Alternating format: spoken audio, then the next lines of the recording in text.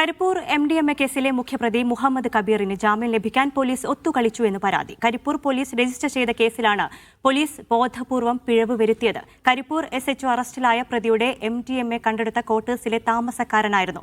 ജനുവരി 22-ന് അറസ്റ്റിലായ പ്രതിക്ക് ഫെബ്രുവരി 19-നാണ് ഹൈക്കോടതി ജാമ്യം അനുവദിച്ചത്. കൂടുതൽ വിവരങ്ങൾ നൽകാനായി യൂനുസ് അഹമ്മദ് ഉണ്ട്. യൂനുസ്, ഈ കരിപ്പൂർ SHO ഈ അറസ്റ്റിലായ പ്രതിയുടെ ക്വാർട്ടേഴ്സിലെ താമസക്കാരനായിരുന്നു. ഇതെല്ലാം കൂടി മുന്നിൽ കണ്ടാണോ ഇങ്ങനൊരു ജാമ്യം ലഭിക്കാൻ പോലീസ് ഒത്തുകളിച്ചു എന്നൊരു പരാതി ഉയർന്നിരിക്കുന്നത്? ഏത് സാഹചര്യത്തിലാണ്? ഇനി ഒരു ബോധപൂർവമായിട്ടുള്ള ഒരു പിഴവാണ് പോലീസ് ഉണ്ടാക്കിയത് എന്നാണ് ഇപ്പോൾ ഇതിൽ നിന്ന് വ്യക്തമാക്കുന്നത്. നമുക്കറിയാം, ജനുവരി 22-നാണ് ഈ കരിപ്പൂർ പള്ളിക ബസാറിൽ 39 ഗ്രാം MDMA-യുമായി ഈ മുഹമ്മദ് കബീർ പിടിയിലാകുന്നത്. അയാളുടെ ക്വാർട്ടേഴ്സിൽ നിന്നാണ് ഈ നാർക്കോട്ടിക് വിഭാഗവും അതോടൊപ്പം തന്നെ പോലീസും ചേർന്ന് ഇയാളെ പിടികൂടുന്നത്. 4 പ്രതികളെ അന്ന് തന്നെ പിടികൂടിയിരുന്നു. ഇയാളൊരു വിൽപ്പനക്കാരനല്ല, ലഹരി വിൽപ്പനക്കാരനാണ്. രഹസ്യ വിവരത്തെ തുടർന്ന് ഇയാളെ നിരീക്ഷിക്കുകയായിരുന്നു.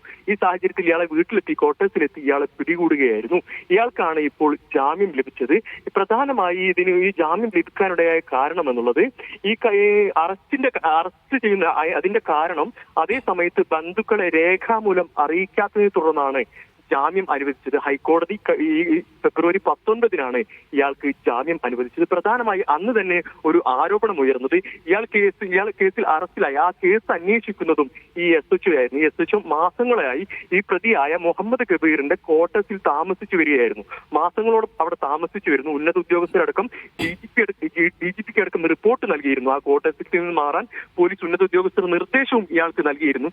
എന്നിട്ടും ഈ കേസ് വരുന്നതിന് തൊട്ടു മുമ്പാണ് ഇയാൾ ഈ ഒരു ക്വാർട്ടേഴ്സിൽ നിന്ന് മാറി താമസിക്കാൻ തയ്യാറായത്. അതിനുശേഷം ഈ കേസ് അന്വേഷിച്ചതും ഈ SHO ആണ് എന്നുള്ളൊരു വിവാദം ആ സമയത്ത് ഉണ്ടായിരുന്നു. ഏതായാലും ഈ പോലീസിന്റെ ഒരു പിഴവാണ് ഇപ്പോൾ ഈ ഒരു ജാമ്യം ലഭിക്കാൻ കാരണമായത് എന്നാണ് ഇപ്പോൾ ആരോപണം ഉയർന്നത്. ജാമ്യം ലഭിച്ചതിൽ പോലീസിന്